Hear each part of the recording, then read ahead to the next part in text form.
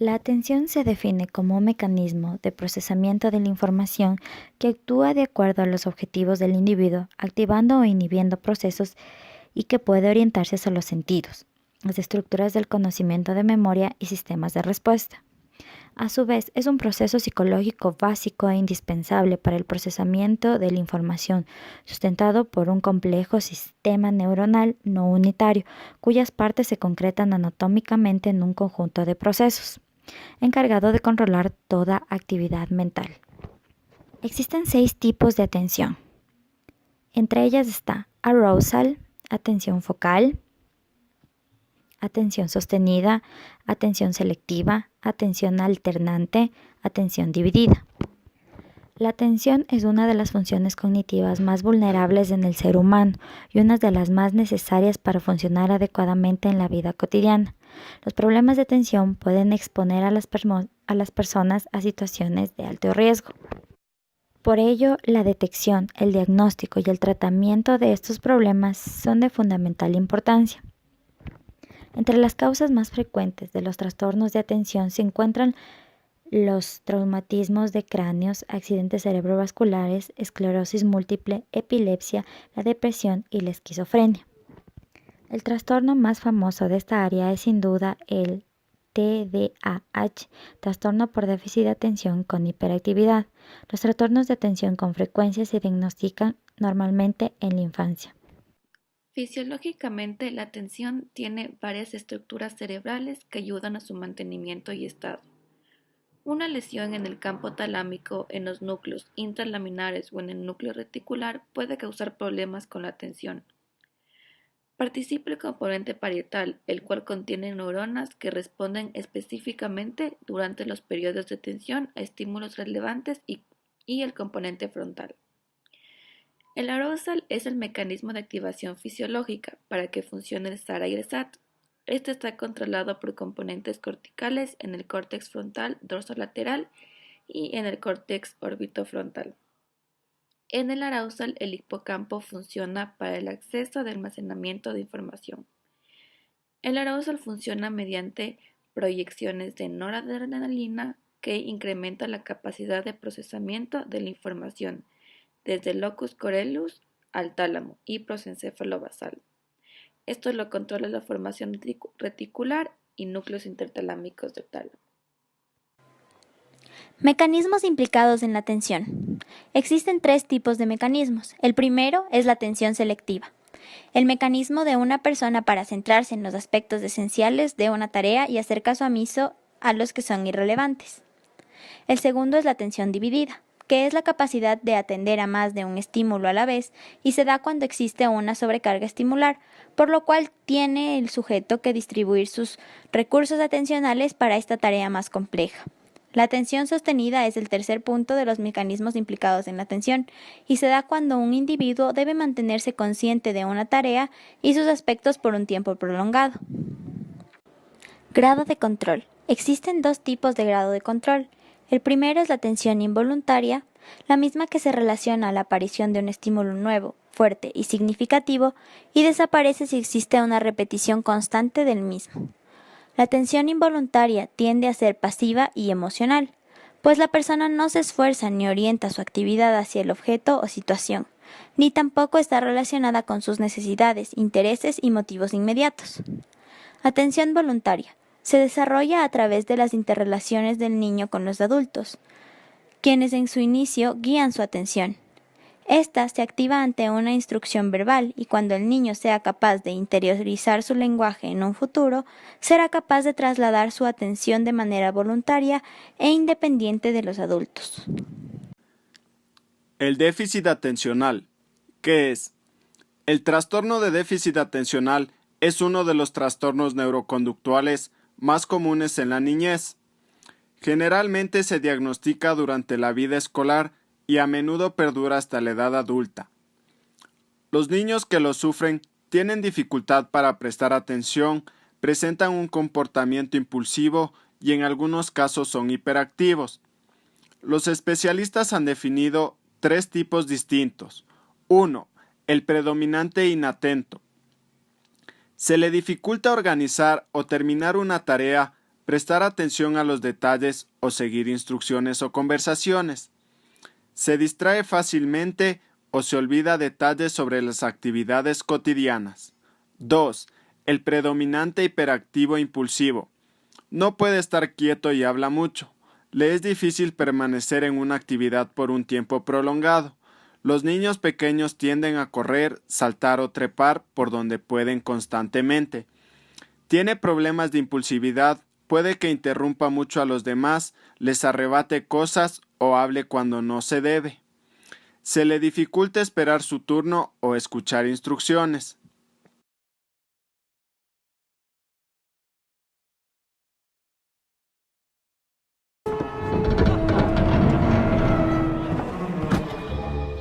Joana.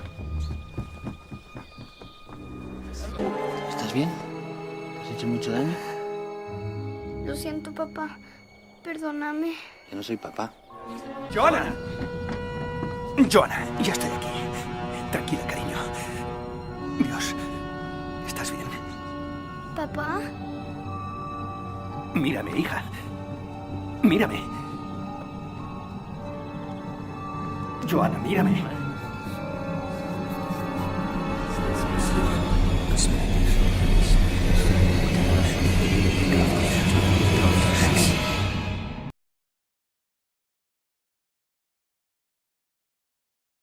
No. Puedo llegar sola hasta la bañera. Ya verás. 1, 2. Lo siento mucho, señorita, pero el doctor no... Pero si la veo, si la tengo ahí al lado. ¿De verdad? Que sí, ya verás.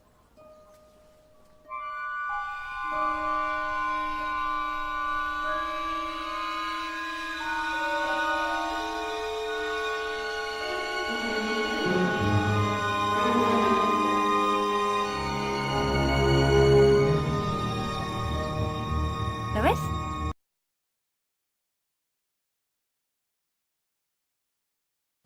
Enciende la luz.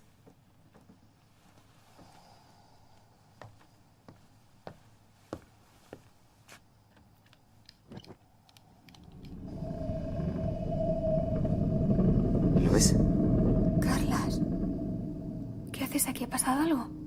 No, nada. No te preocupes. Es que necesitaba verte. Ahora. Espera.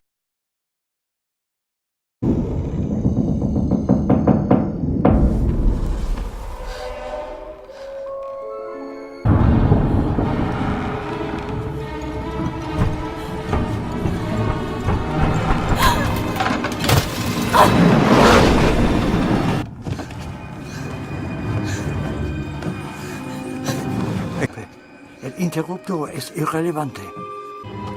Créeme. Se pudo observar en las escenas mostradas anteriormente, podemos dar un diagnóstico de prosopagnosia, ya que Joana no tiene complicación en reconocer colores o voces o texturas. Sin embargo, la única dificultad que ella tiene es para reconocer rostros.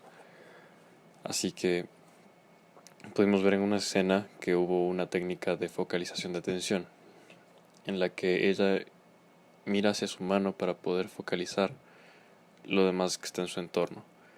Además, posteriormente a eso vimos una escena en la que utilizó una técnica de identificación para poder reconocer a su esposo, y esa fue reconocer la manera en la que llevaba la barba, el cabello, los lentes y también la solapa de cintillo verde que tenía en su pecho. Y así, esto no quiere decir que con esto va a estar curada, pero al menos estas técnicas lo pueden ayudar para que pueda identificar más fácilmente con quién está tratando y con quién no. El término agnosia hace referencia a la ausencia de reconocimiento. Se trata de la incapacidad para llevar a cabo un reconocimiento integral, aunque el recuerdo exista en alguna modalidad sensorial o categoría conceptual aisladas. El agnóstico identifica las propiedades visuales, táctiles o auditivas, pero luego no lo reconoce como tal. Suele suceder solo en una modalidad sensorial. El agnóstico es capaz de reconocer al tacto que tiene un libro en sus manos, pero no ocurre lo mismo cuando lo ve. Existen varios tipos de agnosias. Están las agnosias visuales, táctiles, corporales, auditivas y motoras. Las agnosias visuales. Las personas con agnosias visuales son incapaces de reconocer los objetos que se les presenta en la modalidad visual. Por ejemplo, no son capaces de decir que es una mesa, pero relatan que están viendo un tablón de madera que se sustenta sobre 4 palos. En otras palabras, el cerebro no sabe interpretar lo que ven los ojos del paciente. En las agnosias visuales existe la denominada simultagnosia, en el que el paciente es capaz de reconocer los objetos de forma aislada, pero es incapaz de ponerlos en relación. Por ejemplo, pueden ver a una mujer extendiendo un mantel sobre una mesa, pero no identifica esa acción como poner la mesa. Las agnosias táctiles es la incapacidad para reconocer objetos al tacto a pesar de la preservación de la percepción primaria. Es generalmente un defecto unilateral por la lesión de la corteza parietal inferior contralateral. A esta también se les denomina asteroagnosias. Estas pueden ser primarias o secundarias. En la asteroagnosia primaria, el paciente es incapaz de reconocer las características físicas del objeto, que le impiden generar imágenes y táctiles. En la asteroagnosia secundaria hay memoria de las imágenes táctiles, sin embargo se encuentran aisladas de otras representaciones sensoriales. Agnosias corporales. En esta se da la incapacidad para identificar o reconocer la totalidad del propio cuerpo del paciente. Agnosias auditivas. En esta se da una incapacidad para entender el lenguaje normal producto de una sordera verbal o reconocer una serie de sonidos con música, lo cual se denomina amusia sensorial. Estos problemas se dan a pesar de no existir ningún déficit o anomalía sensoroperceptiva. Y por último tenemos a la agnosia motora, la cual se da una dificultad para recordar o memorizar esquemas motores. También se lo conoce como apraxias. Dentro de las consecuencias de esta se pueden poner las perturbaciones en el reconocimiento somestésico. La somestesis implica diversos sistemas y funciones con estructuras anatómicas subyacentes neocorticales, límbicas y subcorticales intrincadas y complejas. Los trastornos en el conocimiento y el manejo del cuerpo forman parte de las agnosias somestésicas. Rara vez, por otro lado, las agnosias somestésicas se dan en ausencia de signos visuales, auditivos o desorientación espacial. Por ello se dice que estas perturbaciones son supramodales, afectan a la configuración del espacio conocido a través de varias modalidades y no se restringen al conocimiento mediante la superficie corporal. En las implicaciones hemisféricas están las modalidades elementales homeostésicas que parecen ser simétricas en ambos hemisferios. En neurología se acostumbra a tomar como referencia el lado contralateral del mismo sujeto para medir sus déficits homeostéticos. Se puede decir que la agnosia está causada por daños en el lóbulo parietal, en el lóbulo temporal o en el lóbulo occipital del cerebro. Estas áreas guardan la memoria de los usos y la importancia de los objetos familiares, de lugares y sonidos, e integran la memoria con la percepción y la identificación. A menudo la agnosia ocurre de repente después de un traumatismo craneal o de un accidente cerebrovascular. Otras causas de agnosia son los tumores, los abscesos y los trastornos que causan la degeneración progresiva de ciertas zonas del cerebro, como por ejemplo la enfermedad del Alzheimer. Los síntomas de la agnosia varían dependiendo del lóbulo dañado. En el lóbulo parietal, las lesiones suelen ser el resultado de un accidente cerebrovascular, y como consecuencia, las personas tendrán dificultades para identificar objetos familiares como una llave o un imperdible que sean colocados en la mano del lado opuesto a la lesión, o sea, una agnosia somatosensorial. Sin embargo, cuando miran el objeto, inmediatamente lo reconocen y lo identifican. Algunas personas insisten en que todo está bien o ignoran el problema, incluso cuando está paralizado un lado de su cuerpo. En el lóbulo occipital, las personas no pueden reconocer objetos corrientes como una cuchara o un lápiz, aunque puedan verlos. Este trastorno se denomina agnosia visual. Puede que no reconozcan caras familiares, lo cual es la prosopagnosia, o lugares conocidos, lo que sería agnosia topográfica. En cambio, las lesiones en el lóbulo temporal hacen imposible reconocer los sonidos aunque puedan oírlos. Eso sería la agnosia auditiva. Por lo general, la intervención de las agnosias se ha basado frecuentemente en tareas para facilitar el acceso al conocimiento del objeto presentado visualmente. Las actividades consisten en presentar imágenes u objetos reales al paciente y preguntar si lo reconoce. Para ello se solicita una descripción del objeto. Pedimos al paciente que nos describa lo que tiene delante. Por ejemplo, se le presenta un dibujo de una vaca al paciente y preguntamos: dígame qué está viendo, cómo es el dibujo, qué cosas hay, qué animal es, descríbalo, qué puede ser entonces. Para este punto el paciente debería tener al menos una idea de lo que está presentándose frente a él. Este tipo de intervención se realiza para que el paciente automatice este modo de enfrentarse ante los objetos que no reconoce. Se trataría de que se dé estas autoinstrucciones para determinar qué objeto tiene delante. Una forma de ayudar a las personas a superar las dificultades que implican la agnosia es incentivándola a desarrollar estrategias con las que pueda manejar su condición. Para tratar de mejorar el reconocimiento de los rostros familiares, resulta especialmente útil hacer uso de claves contextuales de la persona como son pelo, la forma o el color, la voz o la forma de hablar, particularidades propias de la cara, cicatrices, lunares, color de ojos, la forma de la nariz, entre otros. Uso de determinados complementos de uso cotidiano como son las gafas, forma de caminar, moverse, modo de vestir. Además, se puede trabajar en el reconocimiento de caras mediante fotografías, siempre de familiares y amigos más cercanos. Eso se realiza a través del emparejamiento de fotografías idénticas, emparejamiento de fotografías bajo diferentes ángulos visuales, pedir entre varias fotografías que seleccionen los rostros que les resulten familiares, asociar cara con el nombre e identificar expresiones faciales. Además, se recomienda que las personas de su entorno más cercano le digan el nombre para que siempre sepa con quién está y no le cause mayor frustración la situación de duda. Además, evitar las aglomeraciones en público, las reuniones sociales y películas donde aparecen muchos personajes. Además, es importante mencionar que la recuperación va a variar del tipo y la localización de la lesión, además de su grado de gravedad y también de la edad del paciente, ya que esto puede determinar si es que la recuperación se puede dar dentro de unos 3 primeros meses, que sería el mejor de los casos, o si puede llegar a ser hasta dentro de 1 año. Además, también la eficacia de la terapia va a influir mucho, ya que no siempre en todos los pacientes hay el mismo efecto con la misma terapia, ya que la prosopagnosia no ha sido tan estudiada lamentablemente como para decir que un cierto tipo de terapia va a funcionar en todos los pacientes.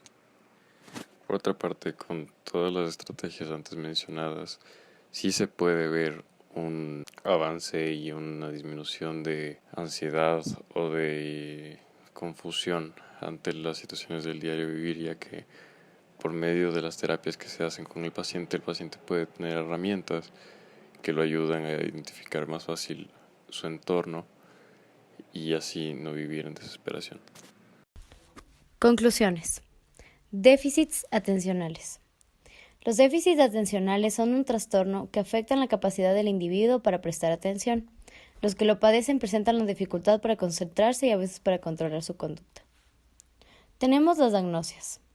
Las agnosias impiden la interpretación correcta del significado de los estímulos en ausencia de déficits sensoriales, causadas por lesiones en áreas asociativas del córtex cerebral. Es decir, se definen como la dificultad de reconocer estímulos previamente aprendidos. La agnosia es debida a una lesión cerebral y no a trastornos de la percepción, lenguaje o cognición. Cada tipo de agnosia es específica de un canal sensorial y no afecta a las otras modalidades sensoriales. La agnosia también puede alterar la capacidad de aprender nuevos estímulos del canal sensorial afectado. Tenemos varios tipos de agnosia: la visual, auditiva, táctil, olfatoria y gustativa. La agnosia más frecuente es la de tipo visual. El personaje de nuestra película presentaba la prosopagnosia. ¿Qué es la prosopagnosia? En este tipo de agnosia la persona presenta dificultades para reconocer caras conocidas. Los casos más graves presentan una dificultad para reconocer el rostro propio frente a un espejo. Nuestro personaje se caracteriza por: aunque sus ojos y sus oídos están en perfectas condiciones, su mente no interpreta bien los estímulos que recibe a través de ellos. En el tratamiento, la recuperación puede verse influida por el tipo, el tamaño y la localización de las lesiones, el grado de deterioro, la edad del paciente y la eficacia del tratamiento. La mayor recuperación ocurre dentro de los 3 primeros meses, pero puede continuar en un grado variable hasta un año en total.